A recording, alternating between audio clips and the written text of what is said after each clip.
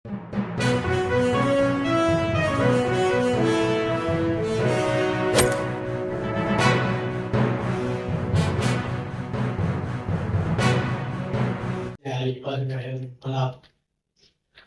شہید سید علی حسینی خامنہئی اور ان کی دختر بشریٰ حسینی خامنہئی، ان کے داماد مصباح الہدیٰ گلپریانی اور ان کے نام سے نواسی کہ جو بھی باقی شمخانی اور دیگر افراد شہید ہوئے کے سورے آتے ہیں.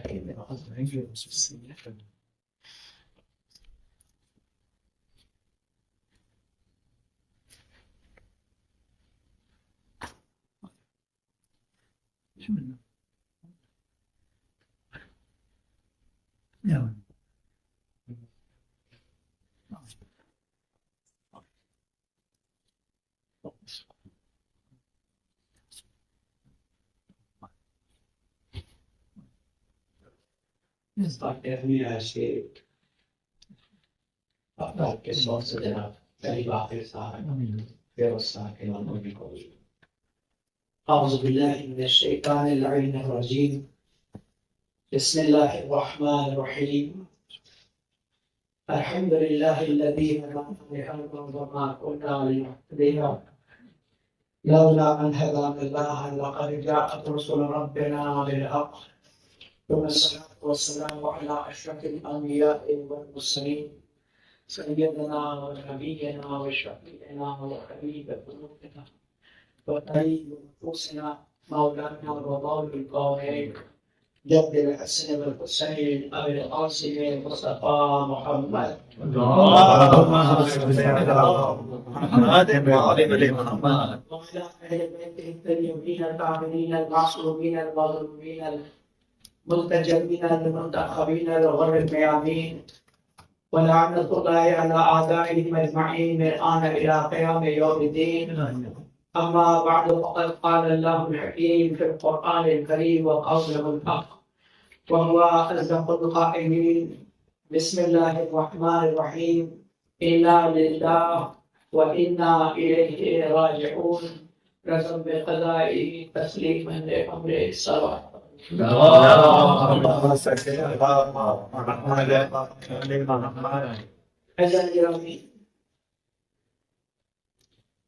منصف نیازی صاحب کے بہت ہی بہترین شعر کے ہجرت داغما در ہجرت کم ترز یعقوب نیست منتصر منکر بمود و ما پدر منکر دلیل کہ ہمارا حال جناب یعقوب سے کم نہیں ہے، فرق یہ ہے انہوں نے بیٹے کو کہا تھا ہم نے باپ کو کہا. رہبر معظم سید علی حسینی خامنہئی آپ امام زین العابدین علیہ السلام کے اولاد ہیں. حسینی زیدی عابدی یہ سب ایک ہیں. ان کے جد امجد حضرت زید شہید کے فرزند محمد بن شیخ زید مشہد مقدس کے پاس میان یہ جگہ ہے، وہاں پر جد آگا ہے. آیت اللہ خامنہئی کی ولادت 19 اپریل 1939 میں مشہد مقدس میں ہوئی. آپ نے آپ کے والد بزرگ جناب سید جواد خامنہئی ایک شہر کا نام ہے، جگہ کا نام ہے. وہاں کا یہ رسم ہے کہ اپنے نام کے آگے اپنے شہر کا نام لگایا جا رہا تھا. گل پیغامی، مشکینی، رفسنجانی، اسی طریقے سے خمینی اور خامنہئی.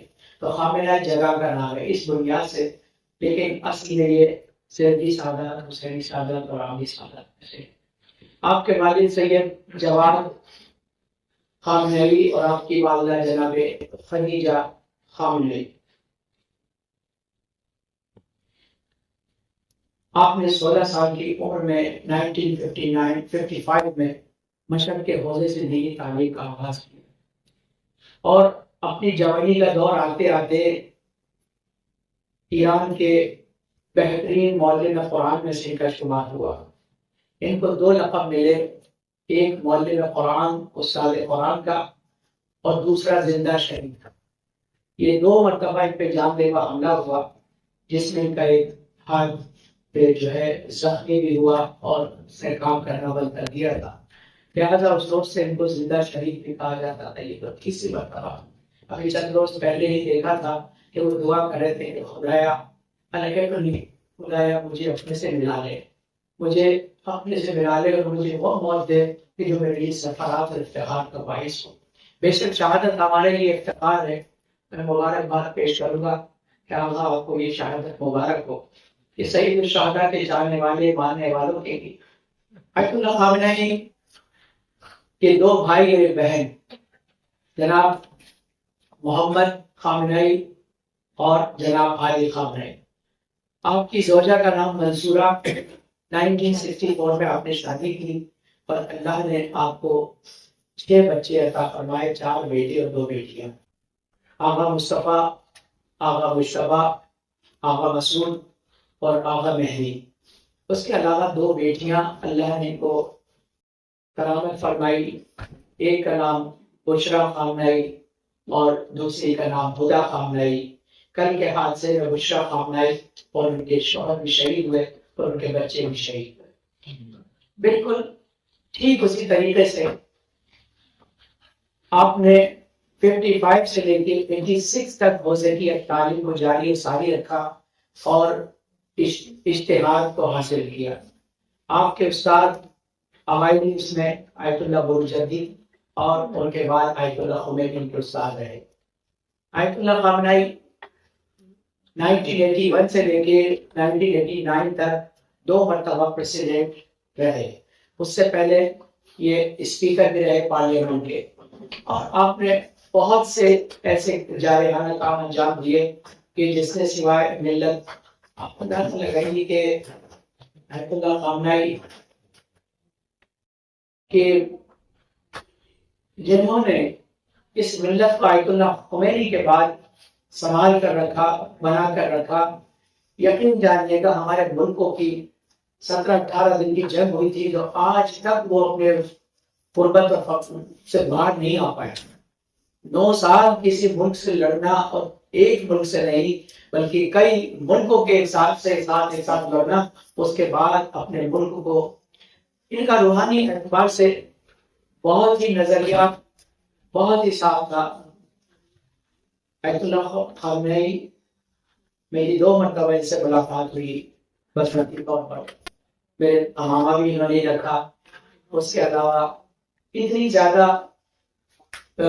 فکر رکھتے تھے دنیا کے ہر جگہ کے مسلمانوں کے لیے، ہر جگہ کے مومنین کے لیے بہت زیادہ افتخار کی بات ہے۔ سوچا کرتے تھے دنیا بھر کے اخباروں کا ترجمہ کرانا، دنیا بھر کے اخباروں کو پڑھنا، جاننا، تمام خبروں کو لینا، یہ ایک خبیر انسان کا ہے کہ جو یہ چاہتا ہے کہ صرف ہم جہاں بیٹھے ہیں وہی ہماری دنیا نہیں ہے، بلکہ جہاں تک اشہد ان لا الہ الا اللہ محمد رسول اللہ کی آواز آتی ہے وہ تمام کی تمام زمینیں ہم سے تعلق رکھتی ہیں۔ آپ اندازہ لگائیے کہ وہ افتخار، وہ شہادت کا مرتبہ ہر کسی کو نہیں حاصل ہوتا، ہر کسی کو یہ شہادت کا مرتبہ حاصل نہیں ہوتا ہے، اور شہادت کے لیے جو ہے خدا چنتا ہے کہ اس کو ہم نے چن لیا ہے، اس کو ہم نے گواہ بنا لیا ہے۔ شہید کے معنی ہے وہ گواہ ہوتا ہے حالات کے اور ملت کے اوپر۔ آپ کو جو ہے اشتہار کے بعد 89 کے بعد سے مقام عظمۂ ولایت فقیہ پر آپ کو جو ہے رکھا گیا۔ ہمارے بہت سے برادران کا یہ مسئلہ ہے کہ وہ سمجھتے ہیں کہ ولایت فقیہ کو اگر ہم مانیں گے تو گویا ہم اپنی امامت کا انکار کر دیں گے۔ ایسا نہیں۔ آپ اندازہ لگائیے کہ امام حسین علیہ السلام کی حیات میں مسلم بن عقیل کی جو کوفے میں بیعت ہو رہی تھی وہ کون سی بیعت؟ ایک امام معصوم کی حاضری میں اگر کسی غیر معصوم کی بیعت ہو رہی ہے تو اس کے معنی یہ ہے کہ وہ بیعت جناب مسلم کی ہو رہی تھی، وہ در حقیقت امام حسین کی بیعت تھی۔ اسی طریقے سے ایک مجتہد کو ماننا، ایک ولی فقیہ کو ماننا ایسا نہیں کہ آپ اس کو مان رہے ہیں۔ ٹھیک اسی طریقے سے ہے کہ جب جج کسی کو سزائے موت دیتا ہے تو وہ اپنی طرف سے نہیں دیتا ہے بلکہ بیہاف آف کانسٹیٹیوشن دیتا ہے۔ وہ اس ملک کے قانون کے اعتبار سے دیتا ہے. اگر وہ سزائے موت دیتا اور معاف کرتا تو ریٹائرمنٹ کی بات بھی کر سکتا. جج ریٹائرمنٹ کے بعد کسی کو سزائے موت نہیں سنا سکتا, کسی کی سزا کو معاف نہیں کر سکتا. یعنی اس کا عہدے پر ہونا اس بات کی دلیل ہے کہ یہ جو حق دیا ہے اس کو اس کانسٹیٹیوشن نے دیا, اس لا نے دیا ہے. اسی طریقے سے جب آپ حکومت اسلامی کا قیام کرتے ہیں تو اس حکومت اسلامی میں جو قانون ہوتا ہے وہ قانون خدا ہوتا ہے. قرآن و سنت اور ائمہ دار علیہ السلام کا قانون ہوتا ہے. اگر لوگ کہتے ہیں کہ صاحب اور مراجع کیوں نہیں ہوئے ولی فقیہ, اس کے لیے شرط یہ ہے کہ تینوں فوجیں اس کے انڈر میں ہوں. اگر کسی ملک میں ایسا ہو جائے کہ تینوں اس ملک کی تینوں فوجیں, چاہے وہ آرمی ہو یا نیوی ہو جو ہے فورس ہو, اگر تینوں اگر ایک عالم کے انڈر میں آتی ہے مجتہد کے, تو اس کو ولی فقیہ بننے کا حق ہے. یہ قانون, یہ شرائط ہم نے اور آپ نے نہیں بنایا, یہ قانون اور شرائط اماموں نے بنائے ہیں. اگر خالی حکومت کرنے کا نام اسلامی حکومت ہوتا تو پھر بنو امیہ اور بنو عباس کی حکومت بھی اسلامی حکومت کہلاتی. ان کا اسلامی حکومت نہیں ہونا اس بات کی دلیل ہے کہ اس کے لیے قانون وہی چلے گا جو قانون اللہ کا ہے, قانون وہی چلے گا سنت جو سنت رسول اللہ ہے. قانون پر حکومت کرنے والا معصوم ہوگا, چونکہ اب یا معصوم ہوگا یا حکم معصوم سے کسی کام کو وہ لوگوں کے لیے طے کر رہا ہوگا. یہی وجہ ہے کہ جناب مسلم بن عقیل اور جب امام زمانہ علیہ الصلوۃ والسلام کا ظہور ہوگا تو 313 ولی فقیہ ہو, 313 ولی فقیہ ہوں گے. لوگ کہتے ہیں کیا 313 عالم نہیں ہے؟ 313 عالم تو ہے, لیکن 313 حکومتیں نہیں ہیں. 313 حکومت امام کے زمانے میں ہو جائیں گی جن پر ان کے نمائندے مجتہدین وہاں پر گورننگ کریں گے. قانون اللہ کا چلے گا, رسول اللہ کا چلے گا, اور امام کے حکم سے بے عنوان گورنر وہ بنائے جائیں گے. تو لہٰذا اس بحث میں پڑھنے کے بجائے کہ کون ہو سکتا ہے کون نہیں ہو سکتا ہے, کم سے کم اجتہاد کے لیے تو کم سے کم انسان ان کی پیروی کرے. لیکن یہ انسان ہے کہ ان کے لیے یہ ذرا سی یہ باتیں ان کو حق ہے, ان کو حق دیا ہے قانون نے. امام جعفر صادق علیہ السلام نے جس قانون کو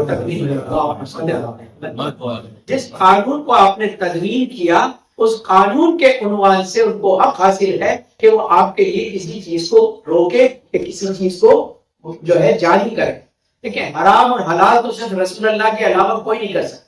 سن 11 ہجری میں جو آپ نے حرام بنا دیے وہ حرام ہے, اور جو حلال بنا دیے وہ حلال ہے.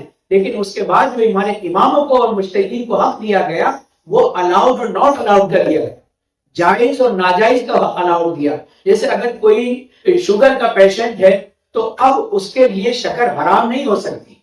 شکر رسول اللہ کے زمانے میں حرام نہیں تھی, اس لیے حرام نہیں ہو سکتی. لیکن اگر وہ شوگر اس کو اتنی نقصان دے دے کہ ڈاکٹر کہے کہ یا زہر کھا لیں یا شکر کھا لیں, تو پھر آپ کے لیے عنوان بدل جائے گا کہ وہ شکر نہیں رہی بلکہ اس شخص کے لیے وہ زہر بن گئی. زہر رسول اللہ کے زمانے میں بھی حرام تھا, اب بھی حرام ہے اور آئندہ بھی حرام ہوگا. تو الاؤڈ اور ناٹ الاؤڈ کا جو حق مجتہد کو دیا ہے, جو حق اماموں کو دیا ہے, اس حق کا استعمال کرنا, استفادہ کرنا, یہ تمام کی تمام چیزیں موجود ہے, جاری ہیں. کہتے ہیں کہ اللہ جو ہے ان کے سامنے ایک مرض وقت سے ان کے سامنے ایک مسئلہ آیا. لوگوں نے کہا کہ آغا ایک خاتون کا انتقال ہو گیا جس کی شکم میں بچہ تھا, تو اب آپ بتائیے اس بچے کو نکال لیا جائے یا اس بچے کے ساتھ اس کو دفن کر دیا جائے. انہوں نے کہا کہ حرمت ہے, خاتون کی میت کو سب کاٹنا پیٹنا جائز نہیں ہے, لہٰذا اس خاتون کو بچے کے ساتھ دفنا دیا جائے. یعنی ایسے ہی دفنا دیا جائے, نہ جانے معلوم نہیں کہ وہ بچہ زندہ ہے مر گیا. تو عزیزان گرامی ابھی دفنانے ہی والے تھے کہ ایک نوجوان آ کر کہتا ہے کہ آغا نے اپنا فتویٰ بدل دیا ہے, آپ اس بچے کو نکال لیں اور اس کے بعد اس خاتون کو دفنائیں.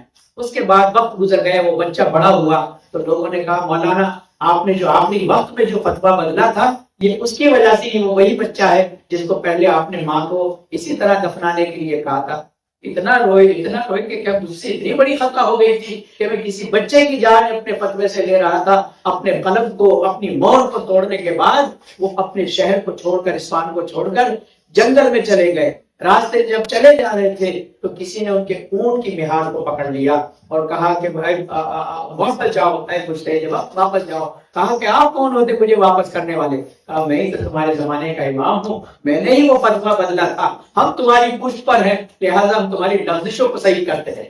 تم انسان ہو، غیر معصوم ہو، اگر تم سے کوئی خطا بھی ہو جائے تو ہم ان خطاؤں کو دور کرنے والے ہیں۔ عزیزان گرامی، بس انتظار یہی ہے کہ آج کے حالات بگڑتے والا، کیونکہ جنگوں نے کبھی کسی کو فائدہ نہیں پہنچایا، جنگوں نے کبھی کسی کا بھلا نہیں کیا ہے، لہذا یہ عالم انسانی برادری سے اس بات کی درخواست کی جاتی ہے کہ ان کو چاہیے کہ آپس میں بیٹھے اور انسانوں کی فلاح اور بہبودی کے لیے ساتھ سوچیں، ان کی عمر کو کس طرح سے بڑھایا جائے۔ ہم ایک طرف تو پرانی آبادیوں کو تلاش کر رہے ہیں، دوسری طرف آباد بستیوں کو برباد کر رہے ہیں۔ یہ انسان کا کون سا کھیل ہے کہ یہ صرف شیطان کے علاوہ اور کوئی نہیں کر سکتا۔ عزیزان گرامی، آپ نے دیکھا ہوگا بالکل وہی مہینہ رمضان جو امیر المومنین واقعاً فرزند امیر المومنین کو جو شہادت بھی ملی ہے، تو اسی طرح سے وہی کا وہی مہینہ ہے، اور جناب خدیجہ کبریٰ، ان کی ماں کا نام بھی جناب خدیجہ تھا، حضرت خدیجہ ان کے شہادت وفات کے دن آپ کو یہ ملی ہے، بیٹی کے یہاں پر گئے تھے، روزے سے تھے اور اپنے بچوں سے ملنے کے لیے گئے تھے، بیٹی کے گھر گئے ہوئے تھے، کہتے ہیں کہ بیٹی آئی تھی یا اسے بہرحال ملاقات بیٹی اور داماد اور نوازیوں سے تھی۔ آپ بہت دن سے یہ کہہ رہے تھے، اپنے بعد جانشینوں کو معین کر دیا تھا، یہ دنیا جو رہنے۔ اندازہ لگائیے کہ افسوس کی بات یہ ہے کہ ان کو مارا بھی کس وقت پر ہے کہ پوری دنیا میں یہ واحد مرجع تقلید تھا جو ایٹم بم کے خلاف تھا۔ ان کا فتویٰ واحد وہ مجتہد ہے کہ جنہوں نے کہا کہ نہیں، وہ ہتھیار نہیں بنانا کہ جس سے عام پبلک کو مارا جائے، اس کو اسی کے نام پر مارا گیا۔ آپ اندازہ لگا سکتے ہیں کہ یہ کسی کو سمجھنے کے لیے واقعی انسان کو عقل انسانی چاہیے کہ وہ سمجھ سکے کہ جس نے اس دنیا کو ابھی تک کہا کہ ہمیشہ مذمت کی کہ ایسا کوئی اسلحہ نہ بنایا جائے کہ جس سے عام لوگوں کو جو ہے مار دیا جائے۔ عزیزو، اسی کے ساتھ داماد کے ساتھ، اپنے بہترین ساتھیوں کے ساتھ، اپنے نواسہ نواسی کے ساتھ، کہتے ہیں کہ نواسہ نواسی کا جیسے کہ پہلی مرتبہ جو ہے چھوٹا والا نواسہ روزہ رکھنا چاہتا، اس کے لیے بیٹی مشورہ کرنے آئی تھی کہ آخری حالات میں اپنے بچوں کو روزہ رکھوانا چاہتی ہوں۔ آپ اندازہ لگائیے کہ وہ وقت آیا کہ جس طریقے سے امیر المومنین اپنی بیٹی کے گھر گئے، ام کلثوم کے یہاں افطار کے لیے گئے، ام کلثوم سے نے کہا کہ بابا، جناب ام کلثوم نے نان رکھ دی، نمک رکھ دیا اور دودھ رکھ دیا۔ جناب نے کہا کہ بیٹا، تو نے آج سے پہلے اپنے بابا کو کبھی تین نعمتیں کھاتے ہوئے دیکھا؟ نہیں بابا، آج آپ میرے مہمان ہیں، کچھ تو مجھے کرنے دیجیے۔ کہا بیٹا، اس میں سے ایک نعمت کو اٹھا لے۔ ام کلثوم نے چاہا نمک کو اٹھا لے، بیٹی کو ہاتھ پکڑ لیا۔ بیٹا چاہتی ہے کہ میں گھر خدا کی بارگاہ میں جاؤں تو میرا دنیا سے میرا پیٹ بھرا ہوا ہو، بس اس میں سے جو ہے خالی دودھ کو اٹھا لے۔ ہاں عزیزو، دودھ اٹھا لیا گیا، ارے نمک سے اور روٹی سے مولا متقیان نے افطار کیا۔ ہاں عزیزو، وہی صبح کا وقت تھا کہ جس وقت آپ کو شہید کیا گیا، میرا مولا امیر المومنین آپ کے سر مبارک پر بھی ضربت لگائی گئی۔ خدا ہے کہ جواب سمو بسم اللہ کو سمجھین آئے، بسم اللہ کو سمجھین آئے، بے محبوب کرنے بدل عطا فرما، دنیا و نعمان عطا فرما، امام زمانہ کی ظہور میں تاکید فرما۔ ہم یہ پرسہ پیش کرتے ہیں امام زمانہ کی خدمت میں، ہمارے اس پرسے کو قبول فرما۔ ملت ایران کے تمام مومنین مومنات کو بھی تعزیت پیش کرتے ہیں۔ ہدایت الواسطہ محمد وآل محمد کو ان کا بہترین شفیع باپ کی طرح رہبر اس دنیا سے گیا، ہم سب کا رہبر اور شفیع باپ اس دنیا سے گیا ہے۔ میرے معبود ان کو جوار کرم میں اپنی جگہ عنایت فرما، ان کے پسندگان کو صبر جمیل عنایت فرما۔ ربنا تقبل منا انک انت السمیع العلیم۔